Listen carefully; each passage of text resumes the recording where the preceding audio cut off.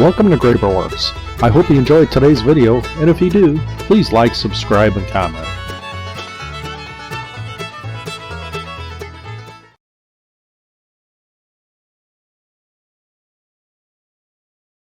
See that there, we got to make sure we're only going to have a certain amount of time, right? What else? We could see bald eagles. We do see those pretty often as well. We got fox, we got lynx, we got caribou. Those are a lot more rare, but most importantly, bears. Right?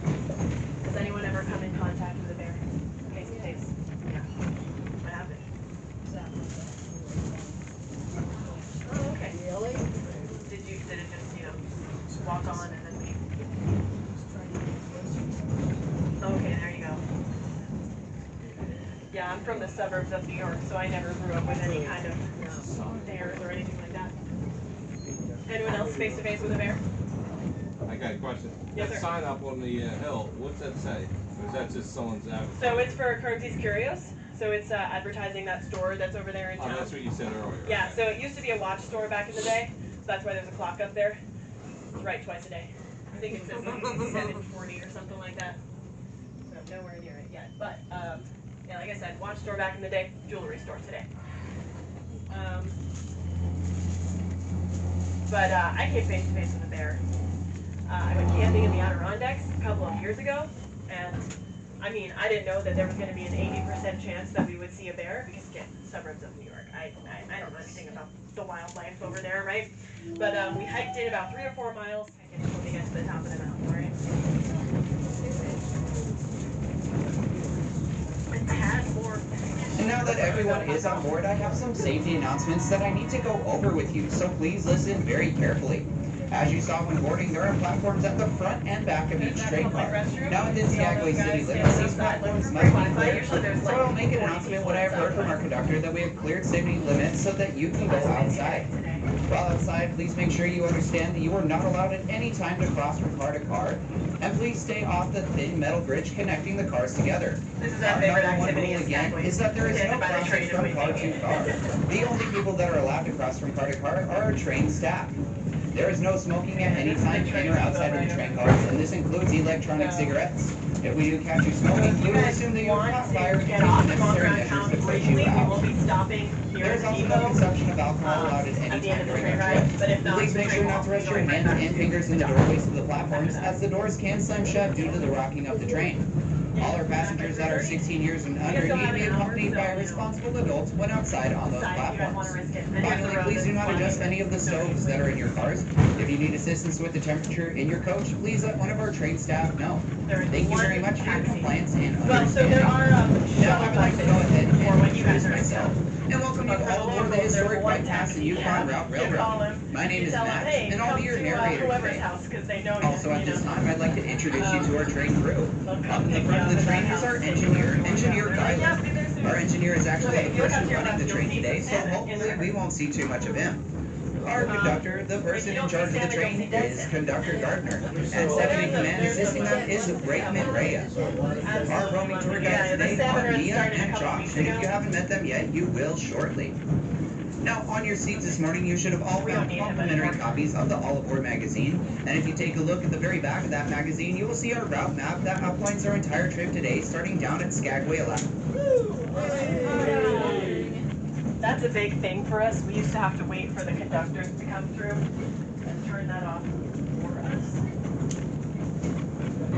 But now they've somehow come to trust us to just push that little button on the side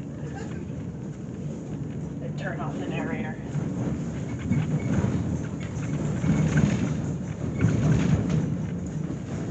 Anyway, what was I talking about? Oh, the salmon run. So that happened a couple of weeks ago. These salmon showed up. And I think they'll all be gone probably within the next couple of weeks.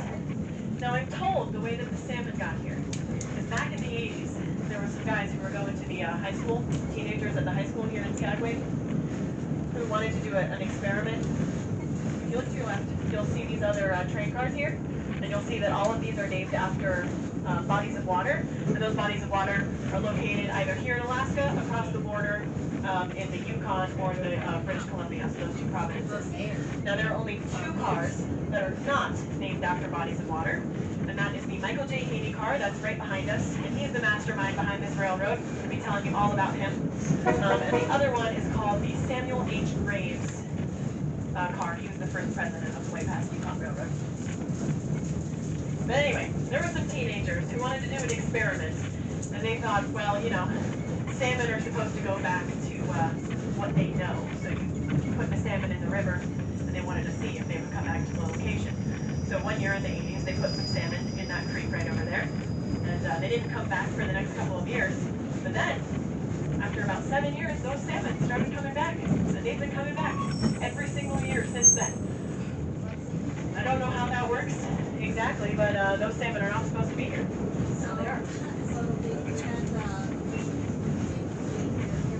Imprinted. Okay.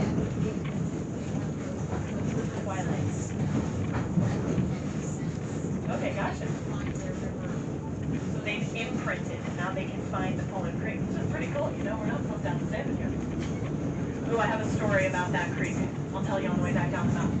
All right, if you look out to your left over here, oh, you'll see a big cat. Look at that. That's rare here in Alaska. Your first taste of wildlife, but more importantly, over here in these red buildings, this is the White Pas and Yukon Railroad Repair Center. Repair and Maintenance Center, right? So we work with a narrow gauge railroad. That's what's so special about this railroad here. If you look out to your left, you'll see those tracks. And a narrow gauge, what that means is it's about 3 feet in width, as opposed to the standard gauge, which is about 4 feet and 8 inches in width. Now there are only 3 narrow gauges in the U.S. So we've got one here in Skagway, so there's one in Colorado, and there's one in New Mexico. So that means we don't have a lot of places that we can send our tracks to be repaired or manufactured. So we're lucky enough to have our own repair and maintenance right over here in town. Yeah, we got another cat over there. Wow, that was bigger. Super cute. All right, coming up here. I don't see it. You can see that rock slide right over there. If you look off the river, you'll be able to see the dredge in just a moment here. So that's where we just were. Yep, there it is. That's the building right there.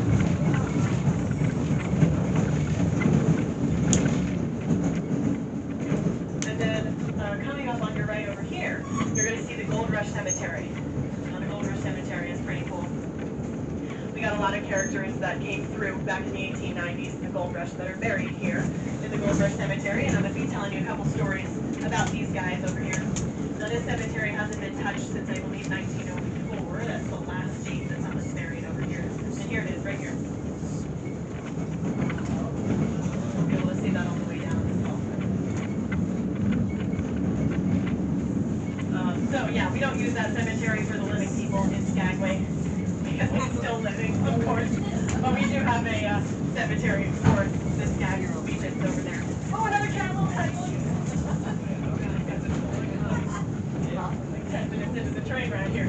But we do have one that's over there in Dyea, the cemetery for the living people in Skagway when they die.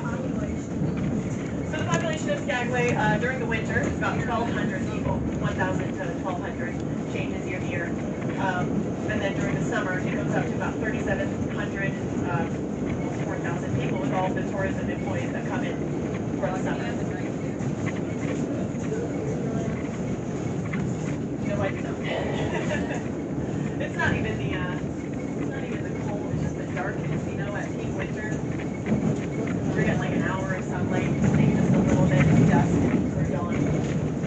Don't know if I can handle that. Alright, anyway. Yeah, so during the winter, most everything shuts down. There are a few restaurants that stay open for the locals, of course, but like that whole downtown area, completely shut down, especially the jewelry stores. All right, none of us locals are heading into those stores. No, no, no. All right, anyway, so I'm going to start pointing stuff out, but for now, I would like to tell you about our friend Michael J. Haney. Now, he's the mastermind behind this railroad. But going back in time, we talked about the White Pas, right? So now you guys know the significance of this trail throughout the mountains. All these prospectors that were heading towards Dawson City, and they were the ones that carved out this trail. Now we're going to get a glimpse of the actual White Pas Trail.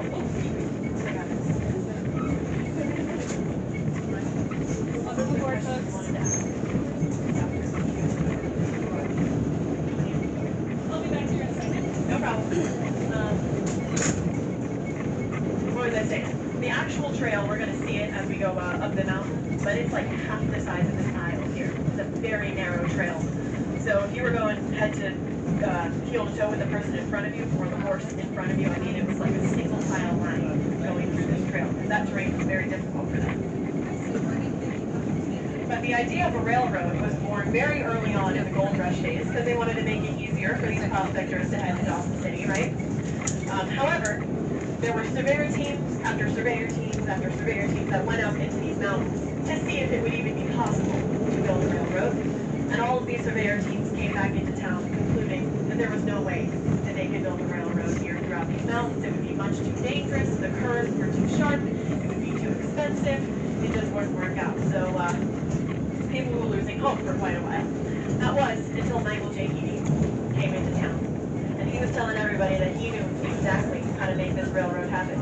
He was actually the only guy who was thinking about the fact that they could put a narrow gauge railroad down.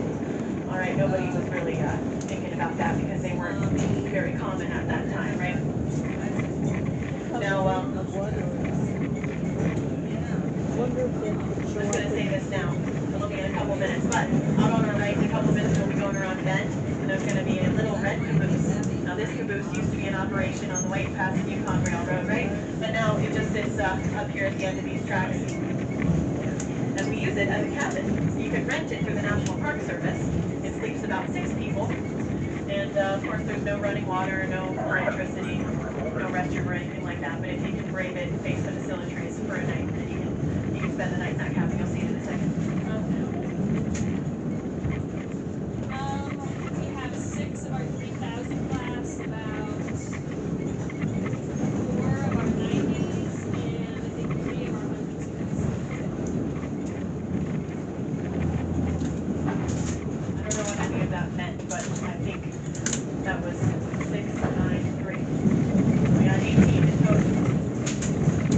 Total engine, you said 3,000 class. And does that mean anything to anyone? No. Alright, that's alright. 18 engines, that's what we have. Alright, anyway. So Michael J. Heaney, he left home at about 14 to start working in the construction business, and he found himself up here in the Alaskan and Yukon territory at just the right time to be able to build this railroad. He was telling everybody in Skagway that he was the guy for the job. There were like 50 people who had already gone up into the mountains to see if it was possible. They had concluded that it wasn't, so it was one guy against all these people. That was the problem. Michael J. Heaney, he didn't have any funding. You know, he had the ideas, but he didn't have any money to make it happen. So these UK brothers, or the Close Brothers representatives, they went up into the mountains to see if it was possible. And like all those other surveyor teams, they came back into town, concluding that there was no way they could build this railroad. Now, on their last night of their visit over here in Skagway, Michael J. Heaney heard about their presence. And he heard that they were drinking in a bar at one of the local bars in Skagway. And he burst through those doors and he said, "Hey, I'm your guy, all right? I know how to build this railroad." He laid out his entire plan for them. They believed him. And they spent the entire night drinking and talking about how they were going to make this railroad happen, which of course it did. So Michael J. Heaney, he started hiring people, putting together this whole plan, and he really was the guy for the job because he ran a tight ship. All right, he was quite the stickler for safety. His famous quote is, "You give me enough snooze and dynamite and I'll build you a railroad to hell." Now, it's not hell, it's just Canada. But, you know, that's exactly what he did. And the reason he needed his snooze is because he did not allow smoking on this railroad, of course, because they were working with about 450 tons of blasting powder. So if one of these railroad workers was to light up a cigarette around that much blasting powder, well, I don't have to tell you guys how that would go. So he was known to walk up to a railroad worker that he saw smoking a cigarette, slap it right out of their mouths, and fire them on the spot. Now, snooze, that's the slang term for chewing tobacco, right? So that's why they needed that. Now, he also didn't allow alcohol, and he did not allow gambling, but I'll get to that in a little bit. Now, Michael J. Heaney, because he was such the stickler for safety, they were able to build these 110 miles of tracks in just 2 years and 2 months. And that's pretty impressive if you've ever worked in construction, especially for what they had access to back in the day, right? Oh, and there's that little caboose right over there. You'll see that on the way down here. But more importantly, if you look out to your right and left going across this bridge, you will see some beautiful views, just a taste of what we're going to be seeing going up the mountains here.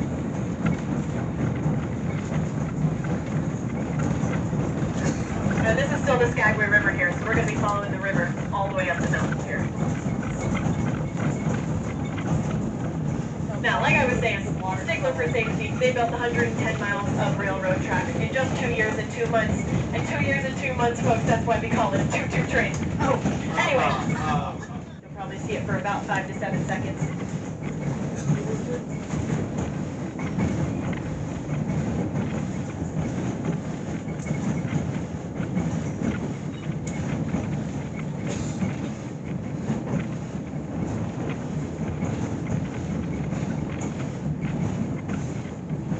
I've been on this railroad many, many times, but it's all still just trees to me, so I gave you a little bit too much noise. Alright, it's coming up just after these trees here.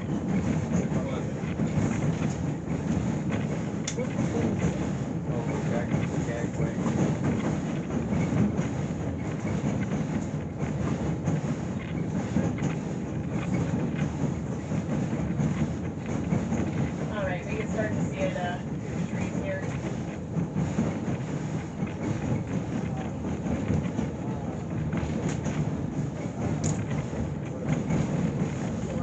Yeah, there you go. Alright, here they are. Ah, wow, trees. There's a clearing in the trees so you can see all the way back to Skagway. You can't even see your cruise ship from here. Look at that. That's so small from here, doesn't it? Not when you zoom in. Yeah, that's right. You can still see it over the trees coming over here. You can get the picture.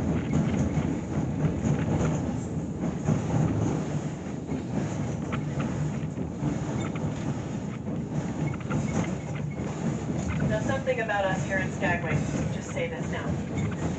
We're very good at naming things. Keep that in mind. Anyway, folks, we're coming up to a rocky point here. And the reason I call it a rocky point is because I told you they had about 450 tons of blasting powder that they were working with, right?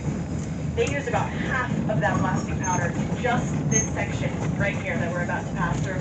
This is the only point on the railroad where we'll be surrounded by granite on either side. So they had to blast through this mountain in order to get these tracks down, right? But I need about 225 tons of blasting powder just for this section, and we're not even like 6 miles into the railroad yet. So they really had to be careful with what they were using after this, because they had a whole 110 miles to work with. All right. And right over here, if you look across the valley, you can see the Klondike Highway. And right over there, you can see an RV coming up the highway right there. You can see a curve right back there. Now, the Klondike Highway was built back in the 70s, and this is the only way in and out of Skagway by car. Right, so, I mean, you guys already know this. We call it the Klondike Highway, but us locals in Skagway, we like to call it the road to Walmart, because that's what takes us to Whitehorse. Now, there is no turn off of this highway until Carcross, Canada, so that's about an hour drive. Yeah, I think it's about an hour drive. You can't even go anywhere until Carcross, Canada. So that tells you how secluded we are over there in Skagway. But that means we kind of, we load up into a car once a month. We go to Walmart and we get all the essentials that we can, right? As much as we can, because that, including gas, is less expensive than shopping for groceries here in Skagway. All right. No, so that's a scenic probably over there. Either that or they're seeing wildlife. If there's a car stopped on the Klondike Highway, this guy is staring me down in the car in front of us. He was like, anyway, if there's a car stopped, they're either seeing, oh, right down there to your left, you'll see that little sign that says Brackett's Toll Road. It's right behind that tree there, but I'll point that out on the way back. That is the actual beginning of the White Pass Trail. So these guys would have to pay a couple of dollars to start on the trail here, and that's the actual beginning of it. All right, now if you look down to your left, you will see some of the whirlpools from the Skagway River. That's what deems this a classic rapid. So you see those right down there. A couple more down there. Oh, so did you get it? And that means that this river is deemed completely untraversable, right? So you can't really put a water vehicle on this water and expect to go anywhere because you'll get stuck in those whirlpools right there. Now, would love to tell you about this woman. She wanted to challenge the idea that the Skagway River was untraversable, all right? I'll tell you about her in a second. But I do want to point out this piece of eye candy right over here. That, across the valley, that little building there, that is the Skagway incinerator. So, of course, our town is only about 1.5 miles long, so we do not have enough room to have a landfill. So we burn all of our trash in this incinerator over here. And I know what you're thinking, how is that environmentally friendly? Well, I mean, even though there's smoke coming out of that incinerator over there, we got a plethora of trees that replaces that air rather quickly. And since we don't have any landfills here, it helps to preserve the environment. All right, now this woman, there's a lot of stories that go around Skagway. I'm told this happened at the end of the century, at the end of the 20th century, right? Now her idea was that she was going to climb into a barrel, all right? A barrel with, like, you know, the hole in the side of it. The Niagara Falls, there you go, you guys know what I'm talking about. So she was going to climb into a barrel, but she didn't want to make this journey by herself, so she brought her dog with her. Little white dog. The tears, you know what I'm talking about. So it fit in the barrel with her, and I gotta say, terrible idea. But she was determined, so she had her friends push her down the river. Now she was on her way down the river, and she was doing fine, honestly, surprisingly. And then she starts hearing the whirlpools get closer and closer, and as she starts approaching those whirlpools, she starts spinning around faster, faster, faster, faster, and faster, and faster, and faster, until she is spinning so ferociously that this woman passes out. All right, now she is unconscious in this barrel, and her dog is absolutely freaking out, right? So that dog chooses to put its snout in that little hole in the front of the barrel, right, so he gets some oxygen. However, that's now cutting off the oxygen to the woman who's now unconscious in the barrel. So unfortunately, this lasted for so long that that woman died in the barrel. And you know what? Can't feel too bad because it was a terrible idea in the first place. But you know what? The people who knew that her dog was in there with her, well, they found that barrel. They rescued the dog, and the dog was okay. That's all I really care about, right? But if you ask that dog how the time was, well, he'd say he had a pretty rough one. Anyway, looking across the valley right over there, you'll see that that building with the blue roof. That, folks, is our IHOP. That's where I work. Exactly. Now that's our International House of Passports. So that is the U.S. Customs building over there.